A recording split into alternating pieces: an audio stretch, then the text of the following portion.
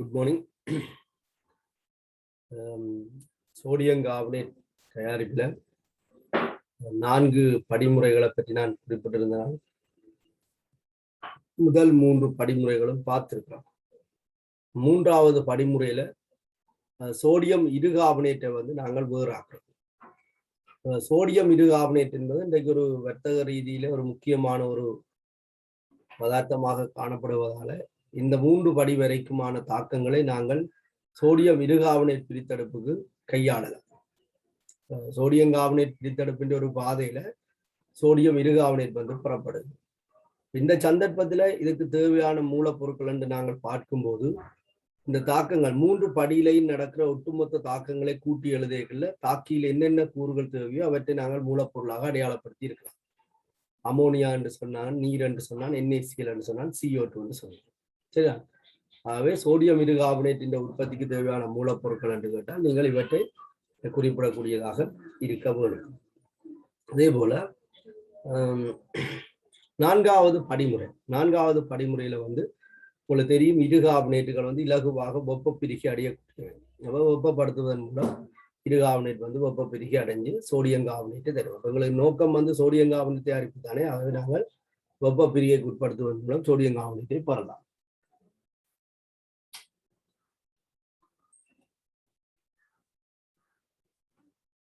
சரி, நான் நினைக்கிறேன் நீங்கள் படிமுறை 3 வரைக்கும் எழுதிட்டீங்கள் என்று நினைக்கிறேன். தலையங்கம் போட்டுக் கொள்ளுவோம். படிமுறை 4.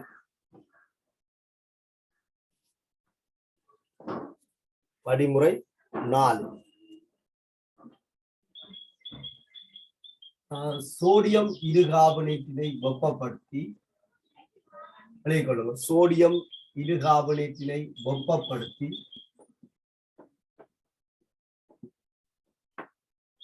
சோடியம் கார்பனேட்டை பெற. இதுதான் 4வது படி.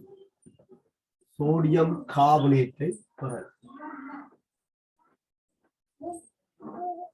சோடியம் கார்பனேட்டை பெற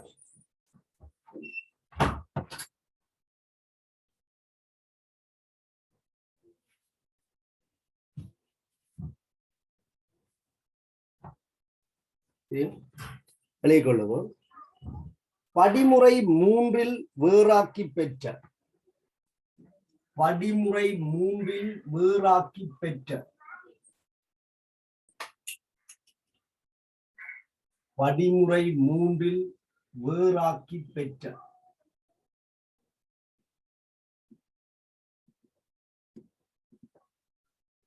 படிமுறை 3 வேறாக்கி பெற்ற சோடியம் இருகார்பனேட் திண்மத்தை சோடியம் இருகார்பனேட் திண்மத்தை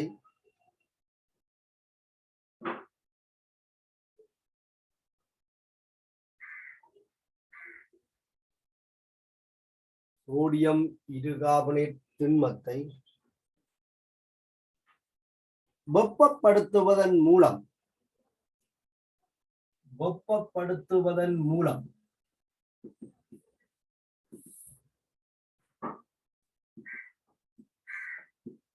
வெப்பப்படுத்துவதன் மூலம் சோடியம் கார்பனேட் பெறப்படுகின்றது.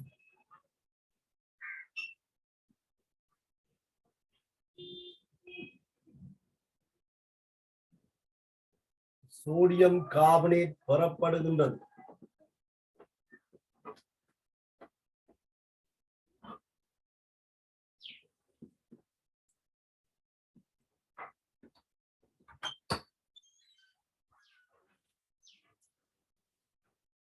சோடியம் இருகார்பனேட் திண்மத்தை வெப்பப்படுத்துவதன் மூலம் சோடியம் கார்பனேட் பெறப்படுகிறது. இதுதான் உங்களோட நோக்கம். இந்த உற்பத்தி பொருளின் விளைவு இதுதான்.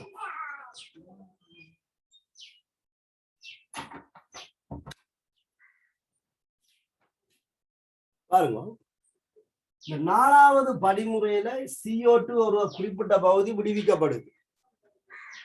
நாங்கள் 2வது படிமுறையில பயன்படுத்திய கார்பனேட்டத்துல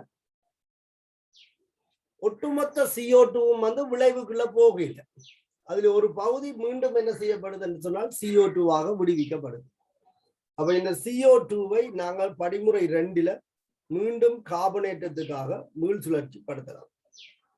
ஆனால் ஒரு குறிப்பிட்ட பகுதி முடிவு பொருளுக்கு போகுது, அதில் ஒரு பகுதி மீண்டும் CO2வாக வருது. படிமுறை 3ல உங்களுக்கு சொன்னால் அமோனியம் குளோரைட்டும் சோடியம் இருகார்பனேட்டும் தான் விளைவாகுது என்று சொல்லி படிமுறை 3ல. அப்ப சோடியம் இருகார்பனேட்டை நாங்கள் படிமுறை 4க்கு கொண்டு வந்தோம்னா சோடியம் கார்பனேட் வந்து அங்க உருவாக்கப்பட்ட இந்த பக்க விளைபொருள் அமோனியம் குளோரைட் இது ஒரு மென்கார வண்ணமில உப்பு, இதுக்கு அமில இயல்பு இருக்கு. கல்சியம் கார்பனேட்டை வெப்ப பிரிகை அழைத்துதான் நாங்கள் CO2 பெற்றாங்க. அந்த கல்சியம் ஆக்சைடு எங்கள்கிட்ட இருக்கு. இந்த கல்சியம் ஆக்சைடையும் படிமுறை 3ல் பெறப்பட்ட அமோனியம் குளோரைட்டை நாங்கள் தொழிற்பட விடும் போது எங்களுக்கு கல்சியம் குளோரைட்டும் நீரும் அமோனியா வாயுவும் கிடைக்கும். இங்க முழு அமோனியாவுமே எங்களுக்கு கிடைக்கும். தப்பி போகையில் என்று சொன்னால் க்ளோஸ் சிஸ்டமாக இருந்துச்சு என்று சொன்னால் நாங்கள் படிமுறை 1ல பயன்படுத்தப்பட்ட அமோனியா முழுவதும் படிமுறை 3ல அமோனியம் குளோரைட்டாக எடுக்கப்பட்டு இந்த தாக்கத்தின் மூலம் மீண்டும் என்ன செய்யலாம் என்று சொன்னால் அமோனியாவாக எடுக்கப்படலாம். இந்த அமோனியாவை திருப்பி நாங்கள் கொண்டே படிமுறை 1க்கு மீள் சுழற்சி படுத்தி கொண்டு இருக்கலாம். அப்ப இந்த உற்பத்தி மூலப்பொருட்களுக்கான செலவினத்துல அமோனியாவுக்கான செலவினம் வந்து தொடக்க செலவினமாக மட்டும் இருக்கும். பேருந்து நாங்கள் இதையே என்ன செய்யலாம், ரீசைக்கிளிங் செய்து கொண்டு இருக்கலாம்.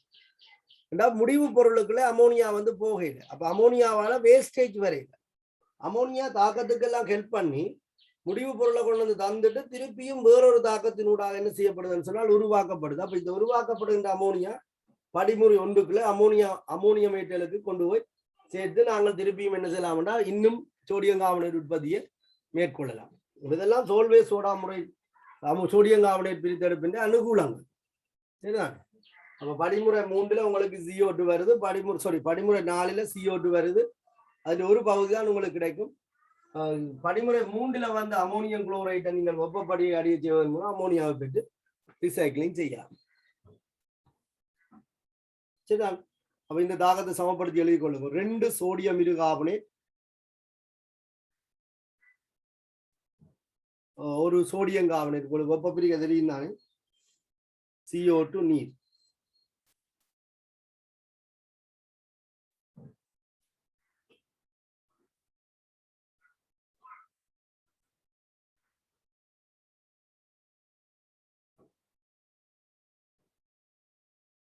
தாக்கத்துக்கு எழுதி கொள்ளுங்க. மேற்படி தாக்கத்தில்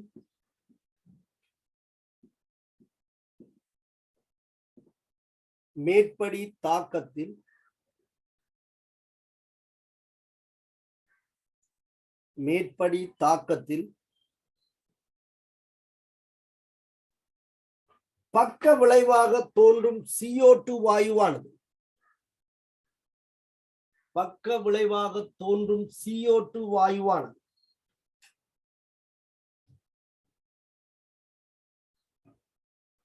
பக்க விளைவாக தோன்றும் CO2 வாயுவானது படிமுறை 2ல்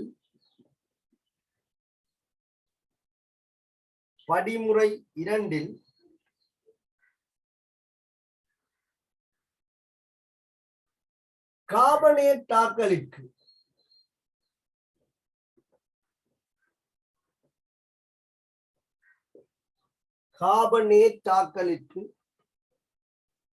பயன்படுத்தப்படுகின்றது.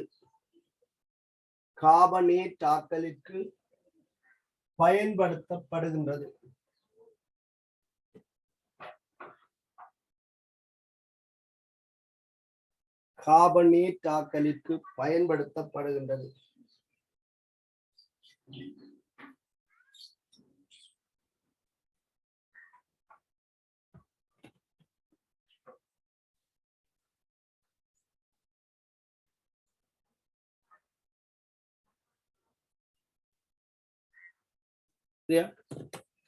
அடுத்த பாயிண்ட் சாலை கொள்ளும். படிமுறை 3ல்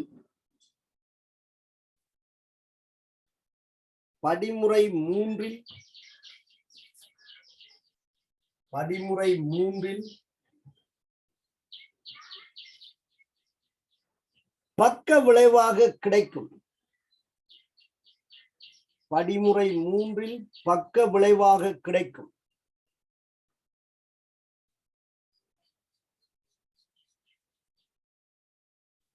அமோனியம் குளோரைட் ஆனது அமோனியம் குளோரைட் ஆனது அமோனியம் குளோரைட் ஆனது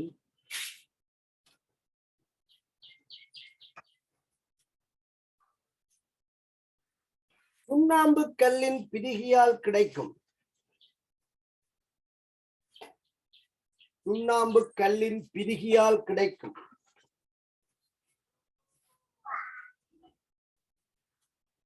சுண்ணாம்பு கல்லின் பிரிகியால் கிடைக்கும்.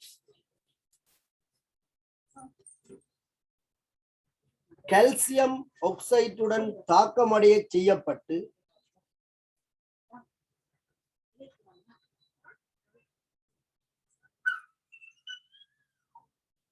கால்சியம் ஆக்சைடுடன் தாக்கமடைய செய்யப்பட்டு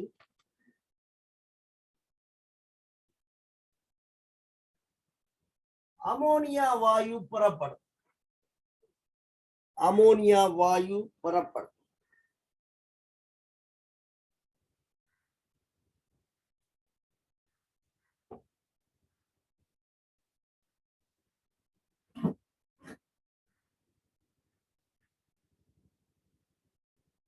If ammonia vayu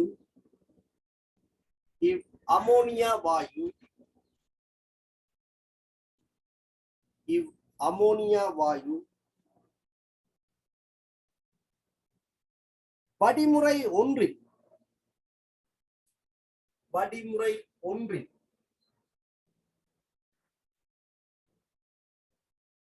if ammonia vayu படிமுறை ஒன்றில்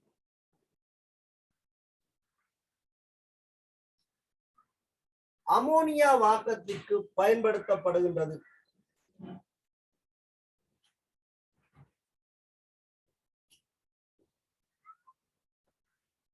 அமோனியா வாக்கத்திற்கு பயன்படுத்தப்படும். அப்ப நீங்கள் ஒரு முறை கொள்வனவு செய்த அமோனியா லீக்கேஜ்கள் எதுவும் இல்லை என்று சொன்னால் முடிவு பொருளுக்குள்ள போகாமல் மீண்டும் என்ன செய்யும் என்று சொன்னால் கிடைக்கும். தாக்கத்துல பங்களிப்பு செய்து வேறொரு வடிவத்துக்கு மாறி திருப்பியும் அது அமோனியா வடிவாக மாற்றப்படும்.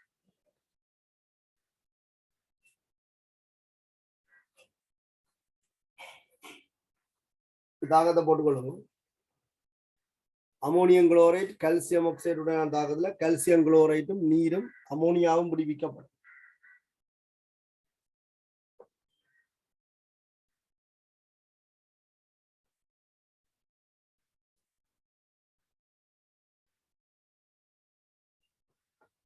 நாலு படிமுறைகள்லையும் புறப்படுகின்ற தாக்கங்களை கூட்டி எழுதினோம் என்று சொன்னால் தாக்கத்துல அமோனியா பங்களிப்பு செய்கிறதே தெரியாமல் போயிடும். வேண்டாம், வெட்டுப்பட்டு போயிடும்.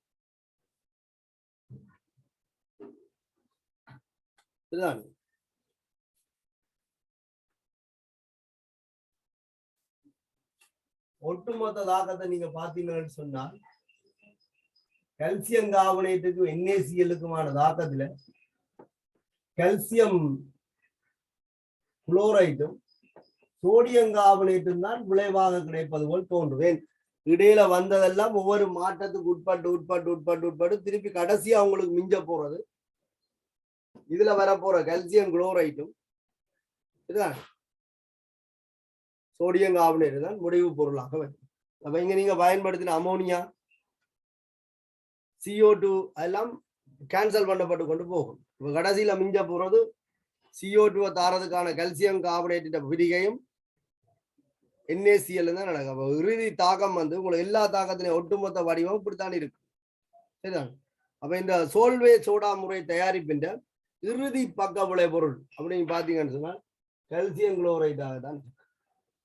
4 படிமுறைகளும் முற்று பெற்ற பின்பு உங்களுக்கு பக்க விளைபொருள் என்ன என்று பார்த்தால் கால்சியம் குளோரைட் தான் பக்க விளைபொருளாக கிடைக்கும். சரிதான். அடுத்த பாயிண்ட்ஸ் அழைய கொள்ளுவோம். சோடியம் கார்பனேட் தயாரிப்பில்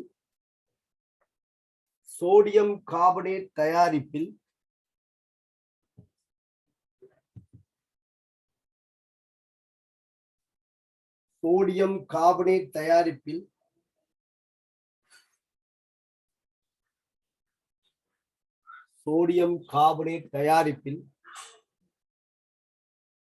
நடைபெறுகின்ற ஒட்டுமொத்த தாக்கத்தை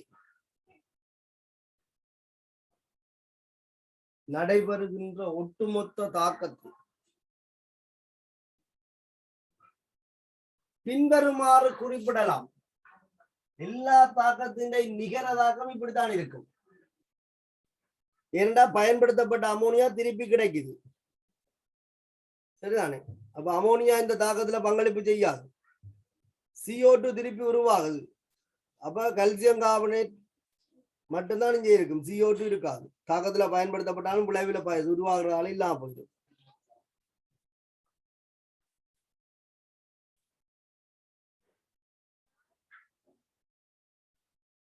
சோடியம் கார்பனேட் தயாரிப்பில் நடைபெறுகின்ற ஒட்டுமொத்த தாக்கத்தை பின்வருமாறு குறிப்பிடலாம். கல்சியம் கார்பனேட்டுக்கு NaCl-க்குமான தாக்கத்துல கல்சியம் குளோரைடும் சோடியம் கார்பனேட்டும் உருவாகுவதாக சொல்லலாம். ஆனா இது நேரடியாக சாத்தியம் இல்லை.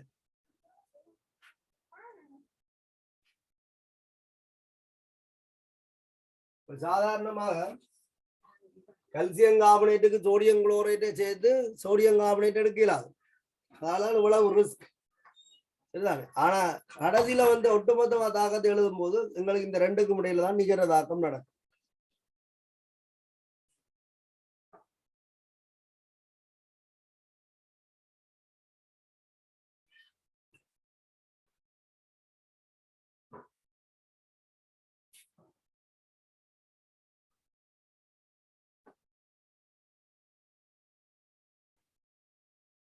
ஒட்டுமொத்த தாக்கத்தின் பிரகாரம் இறுதி பக்க விளைபொருள் கல்சியம் குளோரைட். இந்த கல்சியம் குளோரைட் நீரை உலர்த்துவதற்காக பயன்படுத்தப்படும். Ca2+ ஒரு உலர்த்தும் கருவி. சில சேதன திரவங்கள்ல நீரின் உள்ளடக்கத்தை குறைக்கிறதுக்கு கல்சியம் குளோரைட் திண்மத்தை பயன்படுத்துறது. இந்த பக்க விளைபொருளுக்கும் பயன் இருக்கு, சரியா?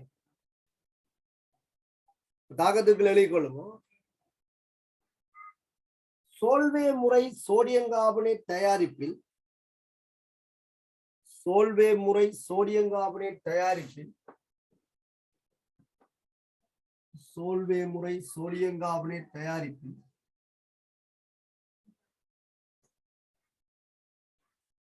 தோன்றும்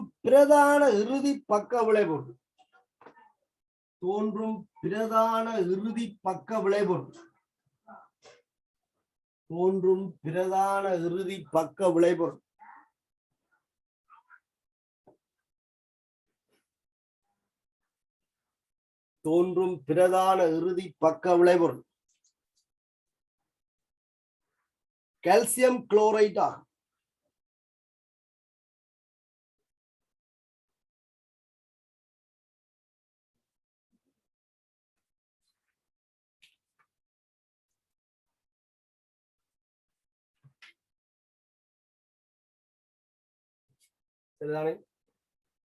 ஒரு உற்பத்தியை ஒன்றுக்கு மேற்பட்ட தொழில்முறைகளை பயன்படுத்தி என்ன செய்யலாம் என்று சொன்னால் மேற்கொள்ளலாம்.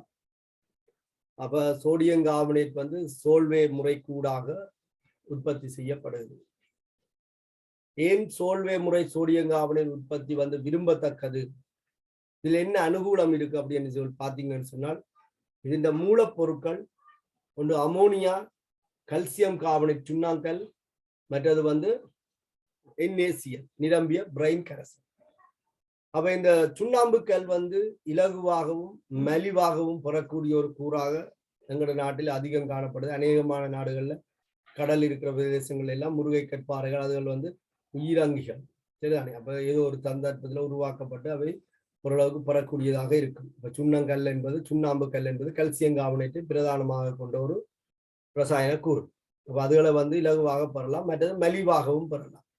சிப்பி, ஓடு, சங்கு அதுகள்கிட்ட மேற்பரப்புகள் எல்லாம் அது அப்படித்தான் ஆக்கப்பட்டிருக்கு. அப்ப அதுகள் எல்லாம் உயிரினங்கள் உற்பத்தி ஆகிக்கொண்டே இருக்கும், அப்ப பெறலாம், சரிதான்?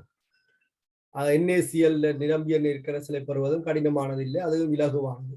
சாதாரணமாக எங்களை நாடுகளில் உப்பு உற்பத்தி நடைபெறுது. அப்ப உப்பு உற்பத்தி நடைபெறதால நிரம்பிய பிரெயின் கரைசலை வந்து நாங்கள் இலகுவாக பெறலாம். ஆக அமோனியா உற்பத்தி ஒன்றுதான் இன்னொரு இண்டஸ்ட்ரியலை நம்பி இருக்கிறதால கொஞ்சம் அந்த இண்டஸ்ட்ரியல் ரிஸ்க் வந்து இதை வந்து பாதிக்கும். இதுகள் வந்து இலகுவாக கிடைக்கிறதால சோல்வே முறையில் நாங்கள் இதை பயன்படுத்திக்கலாம். இப்போ அமோனியாவுக்கு ஒரு எங்களுக்கு இலகுவாக கிடைக்காத செலவு கூடவாக இருந்தாலும் அமோனியா தொடர்ச்சியாக சைக்கிளிங்குக்கு உட்படுத்தப்படுது. அப்ப தாக்கத்துல மீண்டும் என்ன செய்யப்படுதுன்னா உருவாக்கப்படுது. அப்ப எங்களுக்கு உண்மையில அடிப்படையில பயன்பட போறிய மூலப்பொருட்கள் என்று பாத்தீங்கன்னு சொன்னால் கல்சியம் கார்பனேட்டும் NaCl தான் இருக்கு. அப்ப இந்த ரெண்டு தான் எங்களுக்கு செலவாக போகுது. இந்த உற்பத்தியில செலவாக போறது இந்த ரெண்டு தான்.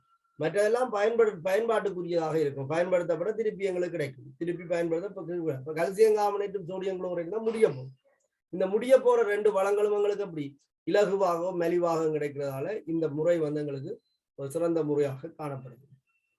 அடுத்தது படிமுறை 4 வந்து CO2 வந்து என்ன செய்யப்படுதுன்னு சொன்னால் எங்களுக்கு மீண்டும் கிடைக்கும். ஒரு பகுதி CO2 கிடைக்கும். அப்ப இந்த CO2வை நாங்கள் என்ன செய்யலாம்னா சூழலுக்கு விடாமல் ரீசைக்கிளிங்குக்கு கொண்டு வரலாம். இப்ப நீங்கள் ஒரு சில தாக்கங்கள் இண்டஸ்ட்ரியல்ல பார்த்துருப்பீங்கள். சில நேரத்தில் நாங்கள் கற்கரி அதுகளை எரிச்சு CO2 வரும். அந்த CO2 என்ன செய்யணும் சூழலுக்கு விடுவிக்கப்படுறதால பூகோள வெப்பமாதல் அப்படி எல்லாம் கதைப்பாங்க. சரியா? அப்ப இந்த சந்தர்ப்பத்தில் பார்த்தீங்கன்னு சொன்னால் இந்த CO2களை நாங்கள் இந்த இண்டஸ்ட்ரியலுக்குள்ள என்ன செய்யலாம்னா பயன்படுத்தலாம். பயன்படுத்தினால் மேலதிகமாக கல்சியம் கார்பனேட்டில் இருந்து பிரிகையில வர CO2 அளவை நாங்கள் என்ன செய்யலாம்னா குறைச்சு கொள்ளலாம். சரியா? அந்த மாதிரி வேற இண்டஸ்ட்ரியலுக்கு நீங்கள் இந்த பக்க விளைவுகளுக்கு சூழல் பாதிப்புகளை குறைக்கக்கூடிய இருக்கும். இந்த 3 காரணங்களும் குறிப்பிடப்பட்டது அனுகூலங்கள். இது தவிர இந்த முறையை கையாளுவதற்கான அனுகூலங்களாக சொல்லப்பட்டிருக்கு. ஏன் சோல்வே சோடா முறையை நீங்கள் பயன்படுத்துவோம். மற்றது சோடியம் கார்பனேட்டின் பயன்பாடுகள். உங்களுக்கு தெரியும் சோடியம் கார்பனேட்ல இருக்கிற CO3 அயன் வந்து அநேகமான கட்டியன்களோடு சேர்ந்து வீழ்வடிவாகக்கூடியதாக இருக்கு. ஆகவே நீரின் பரிகரிப்புல கழிவுநீர் பரிகரிப்புல இது ஒரு மிக முக்கியமான ஒரு கூறாக காணப்படுது. ஆய்வு கூட தேவைகள் கட்டியன்கள்ட்ட பண்புரை வகுப்புகள் அந்நியன்கள்ட்ட பண்புரை வகுப்புகள் இந்த மாதிரியான ரசாயன பதார்த்தங்களிலே அநேகமாக என்ன செய்யப்படுதுன்னா சோடியம் கார்பனேட் நாங்கள் ஒரு கூறாக பயன்படுத்தலாம். சரிதான்? சில நேரத்தில் மண் வளத்தின் அமிலத்தன்மையை நீக்குவதற்கு இந்த கார்பனேட்டுகளை பயன்படுத்தலாம். இந்த மாதிரி சோடியம் கார்பனேட் நிறைய இண்டஸ்ட்ரியல்ல எங்களுக்கு ஒரு கூறாக பயன்படுத்தப்படுறத இந்த உற்பத்தி எங்களுக்கு இன்றியமையாத ஒன்றாக காணப்படும். தலையங்கம் போட்டுக்கொள்ளுங்க. சோடியம் கார்பனேட் உற்பத்திக்காக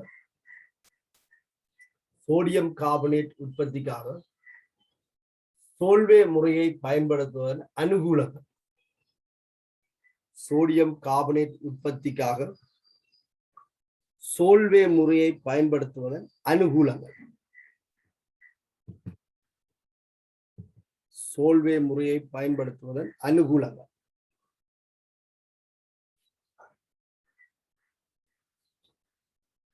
ஒன்று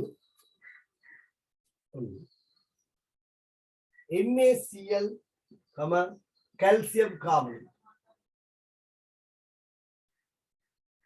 NaCl, கால்சியம் கார்பனேட் ஆகியவற்றை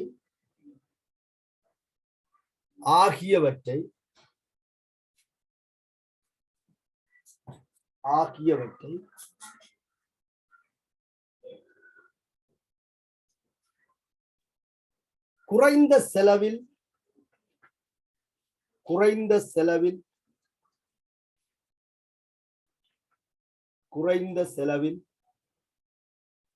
இலகுவாக பெற முடிகின்றன. குறைந்த செலவில் இலகுவாக பெற மூலப்பொருளுக்கு கணக்கச்சில வச்சா அதுல இருந்து வர முடிய பொருளுக்கு இன்னும் தானே பிரமதி கூட. குறைந்த செலவில் இலகுவாக பெற முடிகின்றது.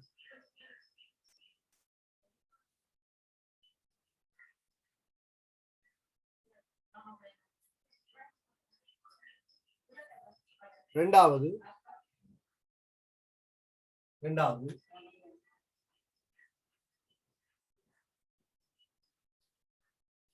அமோனியா விரியமாவதில்லை.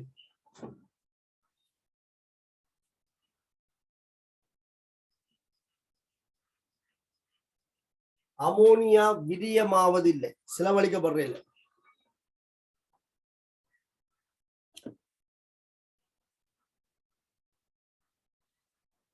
இந்த முறையில பயன்படுத்தப்படுற அமோனியா வீண் விரியமாகாது.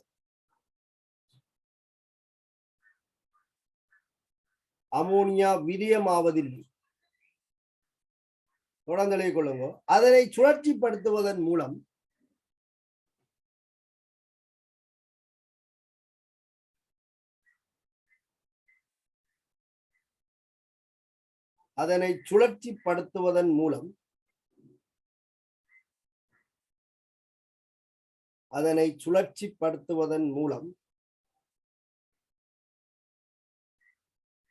தொடர்ந்தும் மீண்டும் மீண்டும் பயன்படுத்த முடிகின்றது.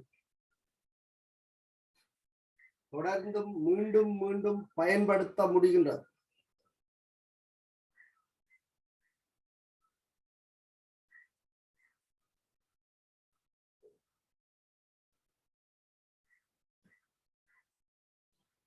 மூன்றாவது, CO2வின் ஒரு பகுதி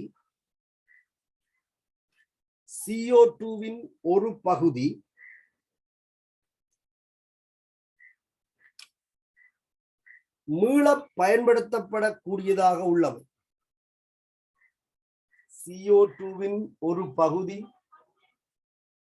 மீள பயன்படுத்தப்படக்கூடியதாக உள்ளது.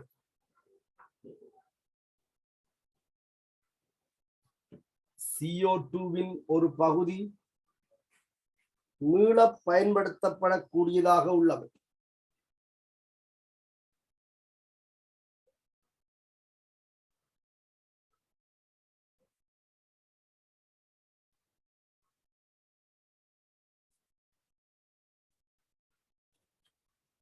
CO2வின் ஒரு பகுதி மீள பயன்படுத்தப்படக்கூடியதாக உள்ளது. இந்த நன்மைகள் காரணமாக நாங்கள் சோல்வே முறை சோடியம் கார்பனேட் பயன்படுத்திக் கொள்ள முடியும்.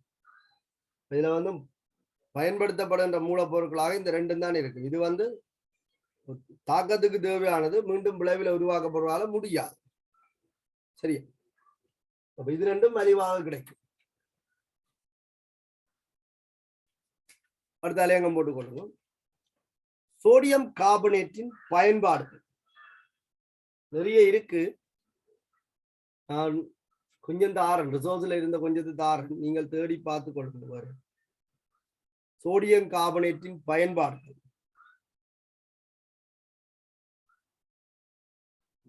ஒன்று, நீரின் வன்மையை நீக்குதல். Mg2+, Ca2+, SO4 சயன்களை சுத்திகரிக்கிறதுல sodium carbonate பயன்படுத்துறோம்னு சொல்லியிருக்கேன். நீரின் வன்மையை நீக்குதல், கழிவுநீர் பரிகரிப்பில் இது பயன்படுத்தப்படும். நீரின் வன்மையை நீக்குதல், வன்மை. Mg2+, Ca2+ அயன்களை கார்பனேட்டுகளை சேர்க்கைகள்ல வீழ்வடிவாக்கி வடி அகற்றப்பட்டு. அப்ப நீரின் வன்மைக்கு காரணமான அயன்களா Mg2+, Ca2+ அயன்கள். அப்ப இவை பின்பங்களாக வீழ்வடிவாக்கப்படுவதன் மூலம் நீர்ல கரைஞ்ச நிலையில் Mg2+, Ca2+ அயன்கள் அகற்றப்படும். இந்த சோடியம் கார்பனேட் 10H2O என்பது சலவை சோடான்னு சொல்றது. சரிதானே? இதை பயன்படுத்தி உடுப்புகள் அலம்புறவே இருக்கிறது. சலவை சோடான்னு பெருசா இப்ப வீடுகள்ல பாவிக்கிறதுல, முந்தி வீடுகள்லையும் பாவிக்கிறது. ஆடைகள்ல இருக்கிற அழுக்குகளை நீக்குவதற்காக பயன்படுத்தப்படும். இரண்டாவது, சவர்க்காரம் துப்புரவாக்கிகளின் உற்பத்தியின் போது துப்புரவாக்கிகள் உற்பத்தியின்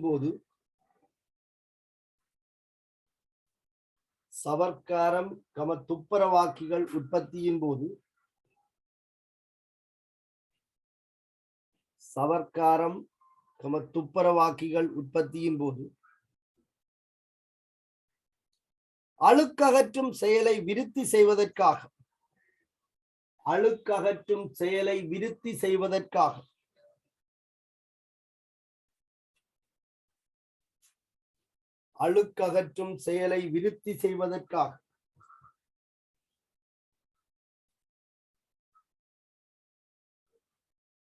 சேர்க்கப்படும்.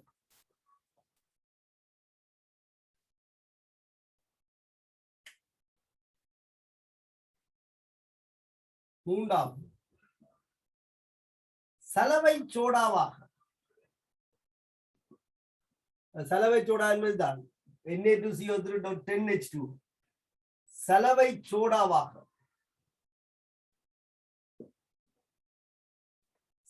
சோடாவாக பயன்படுத்தப்படுகின்றது. சலவை சோடாவாக பயன்படுத்தப்படுகின்றது.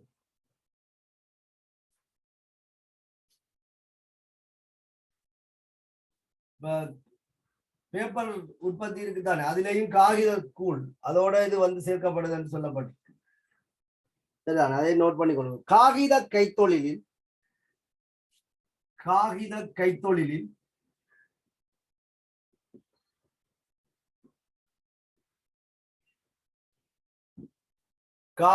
கைத்தொழிலில் மரக்கூழுடன் சேர்த்தல்.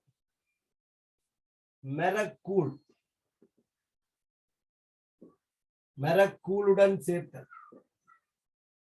காகித கைத்தொழிலில் மரக்கூழுடன் சேர்த்தல்.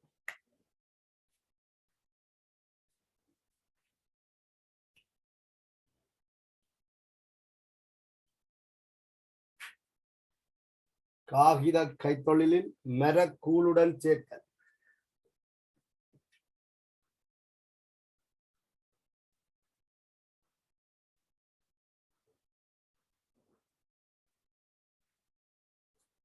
காகித கைத்தொழிலில் மரக்கூழுடன் சேர்த்தல்.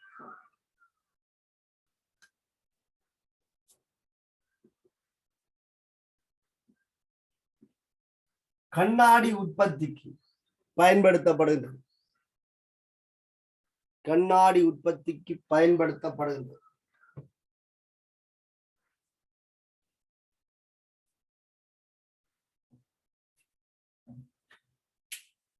மற்றது ஆய்வு கூடத்தில் ஒரு முதல் நியமமாக பயன்படுத்தப்படுறது சோடியம் கார்பனேட். இதுதான் அநேகமான ஆய்வு கூட தேவைகளுக்கு பயன்படுத்தப்படும். அதை நோட் பண்ணிக்கொள்ளுங்க என்பது சரியா. நியமிப்புகளில்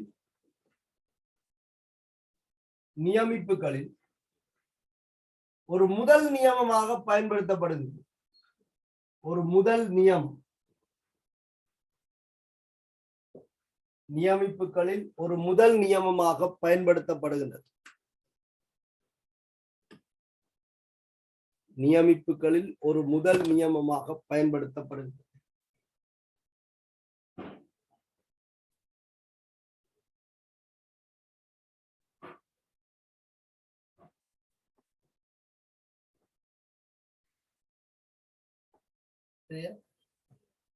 ஒரு கவனிங்க, ஒரு விஷயம் இங்க மென்ஷன் பண்ணப்பட்டிருக்கு. ஒரு பாஸ் பேப்பர்ல கூட்டாக கொடுக்கப்பட்டிருக்கு. 2015 2016 ஒரு கூட்டு ஒன்று இருக்கு. என்னன்னு சொன்னால், இப்ப சோடியம் கார்பனேட் உற்பத்தியின் ஒரு இடைநிலையில சோடியம் இருகார்பனேட் உற்பத்தி ஆகுதுன்னு சொல்லி இருக்கு. சோடியம் இருகார்பனேட்டின் உற்பத்தியில சோல்வே சோடா முறை பயன்படுத்தப்படுது, அல்லது சோல்வே சோடா முறை மூலமாக சோடியம் இருகார்பனேட் உற்பத்தி செய்யப்படுகிறது என்று சொல்லலாம். ஆனால் இதற்கு அடுத்த மூலகம் பொட்டாசியம் இருகார்பனேட்டை இம்முறையால தயாரிக்க முடியாது அப்படி என்று சொல்லி ஒரு விஷயம் வந்து இங்க மென்ஷன் பண்ணப்பட்டிருக்கு. அந்த கூட்டில அவர்கள் முதல் சொல்லி இருந்தவர்கள் தயாரிக்க முடியுமோ ஏதோன்னு சொல்லி, என்றால் ரெண்டும் ஒரே மாதிரியான கார்பனேட்டுகள் ஏதோ சொல்லி கூட்டி ஞாபகம் இல்லை. பாசிட்டிவ் சில பார்த்துருக்கீங்க செய்யல பாருங்க. சோடியம் இருகார்பனேட் சோல்வே முறையில உற்பத்தி செய்யப்படுவதில் பொட்டாசியம் இருகார்பனேட்டை இங்க உற்பத்தி செய்ய முடியாதுன்னு சொல்லப்பட்டிருக்கு. அதுக்கு என்ன காரணம் என்று சொன்னால், எல்லாமே கூட்டம் ஒன்றில் இருகார்பனேட்டுகள் என்று இல்லை, எல்லா இருகார்பனேட்டுகளுமே நீர்ல நன்றாக கரையக்கூடியவை. கரைதிறனை பற்றி கதைக்கும் போது, ஆனால் எந்த ஒரு கரியமும் தண்ட நிரம்பல் நிலையை அடைந்தால் வீழ்வடிவாகும் தான் பளிங்காக்கப்படும். அப்படி பார்க்கும்போது சோடியம் இருகார்பனேட்டின் கரைதிறனை விட பொட்டாசியம் இருகார்பனேட்டுக்கு கரைதிறன் மிக உயர்வு என்றால் இதன் அயன் பெருக்கத்தை மீறுவது மிகவும் கடினமாகும். சோடியம் இருகார்பனேட்டின் கரைதிறனிலும் பார்க்க சோடியம் இருகார்பனேட்டின் கரைதிறனிலும் பார்க்க பொட்டாசியம் இருகார்பனேட்டுக்கு கரைதிறன் வந்து உயர்வு. அப்ப படிமுறை 3ல நாங்கள் சோடியம் இருகார்பனேட் அதின் அயன் பெருக்கத்தை கரைதிறன் பெருக்கத்தை மிஞ்சக்கூடிய அளவுக்கு கொண்டு வந்துதான் என்ன செய்யறோம்னு சொன்னால் பளிங்காற்று. இதை விட இதுக்கு கரைதிறன் கூட என்றால் கரைதிறன் பெருக்கம் கரைதிறன் கூட என்று சொன்னால் அதின் கரைதிறன் பெருக்கத்தை மிஞ்சக்கூடிய அயன் பெருக்கத்தை கொடுப்பது கடினமாக இருக்கும். ஆகவே சோல்வே சோடா முறை மூலம் சோடியம் இருகார்பனேட் உற்பத்தி செய்யப்படக்கூடியதாக இருந்தாலும் பொட்டாசியம் இருகார்பனேட்டை வந்து உற்பத்தி செய்வது கடினமாக இருக்கும். ஏனென்றால் இதுக்கு கரைதிறன் பெருக்கம் கரைதிறன் கூட. அப்ப இதன் நிரம்பல் நிலையை தோற்றுவிப்பது கடினம். நிரம்பினா தானே பளிங்காகும். இப்ப நிரம்பல் நிலையை தோற்றுவிப்பது கடினம் என்பதால இங்க வந்து இதை உற்பத்தி செய்ய முடியாது. அது தெளிவா சொல்லப்பட்டிருக்கு. பழைய ரிசோர்ஸ்லயும் அப்படி சொல்லப்பட்டிருக்கு. ஆனா கேள்விக்கோட்டைக்கு ஒருத்தருக்கு சரியா விளக்கம் இல்லை. சரிதான், நோட் போட்டுக்கொள்வோம். நோட்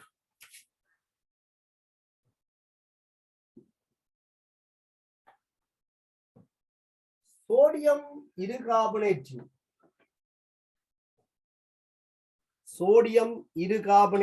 கரைதிறனை விட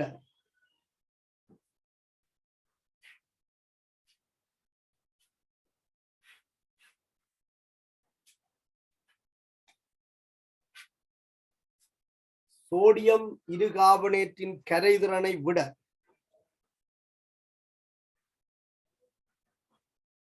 பொட்டாசியம் இருகார்பனேட்டின் கரைதிறன் உயர்வானது. சோடியம் இருகார்பனேட்டின் கரைதிறனை விட பொட்டாசியம் இருகார்பனேட்டின் கரைதிறன் உயர்வானது.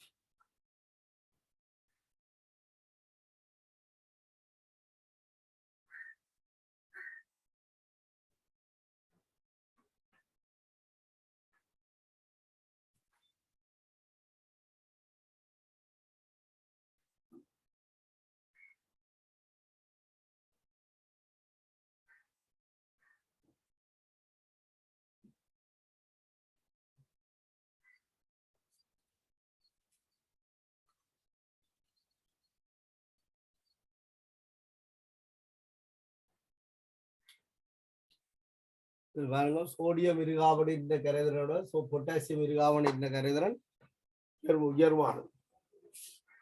நோட் பண்ணி கொள்ளுங்க, இங்க அதை புரிஞ்சு கொள்ளுங்க.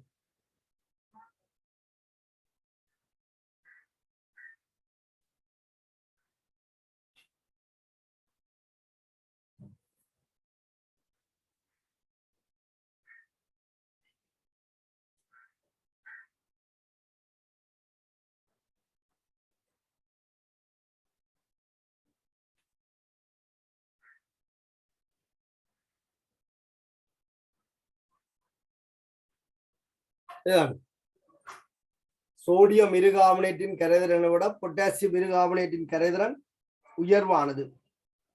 இதன் காரணமாக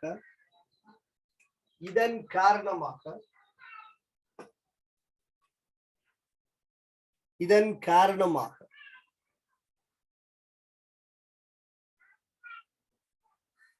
பொட்டாசியம்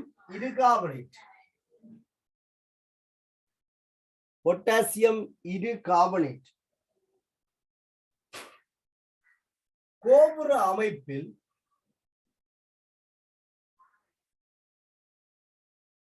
பொட்டாசியம் இருகார்பனேட் கோபுர அமைப்பில்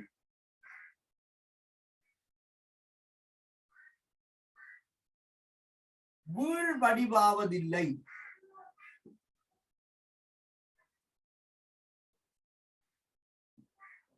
அயன் பெருக்கம் கரைதிறன் பெருக்கத்தை மிஞ்சினா தானே வீழ்வடிவாகும். மிஞ்சல் என்றால் வீழ்வடிவாக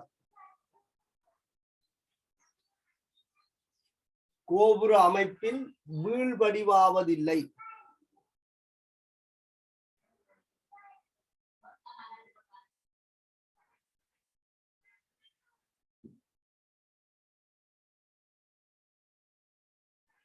சோடியம் இருகார்பனேட்டை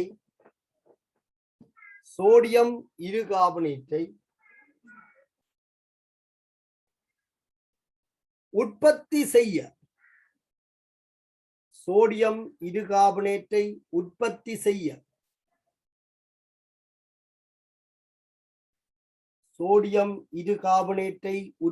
செய்ய சோல்வே முறை பொருத்தமானதாக இருந்த போதிலும்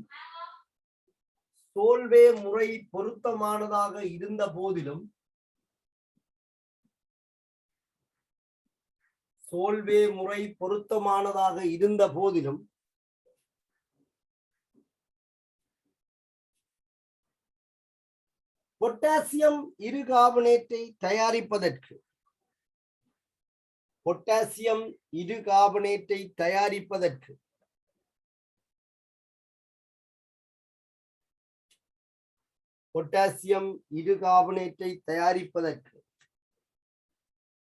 இம்முறையை பயன்படுத்த முடியாது.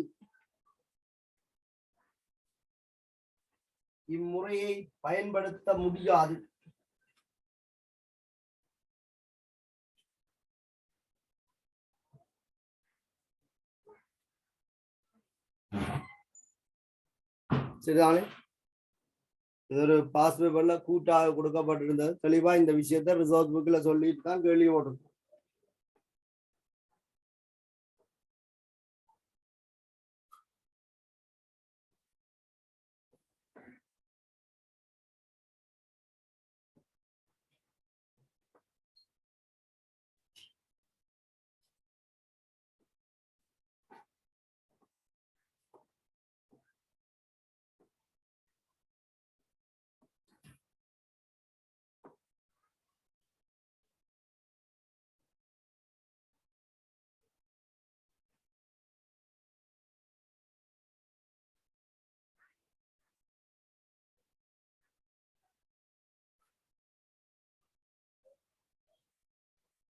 சரியா? அது ஒருக்கா நீங்கள் திருப்பி பாருங்க. HNO3 தயாரிப்பு அவ்வளவு பெரிய விஷயம் இல்லை. அதுல ரசாயன தாக்கங்களோட போகுது. அதன் தாக்கங்கள் தலையங்கம் போட்டுக்கொள்ளுங்க. ஒஸ்வால்ட் முறை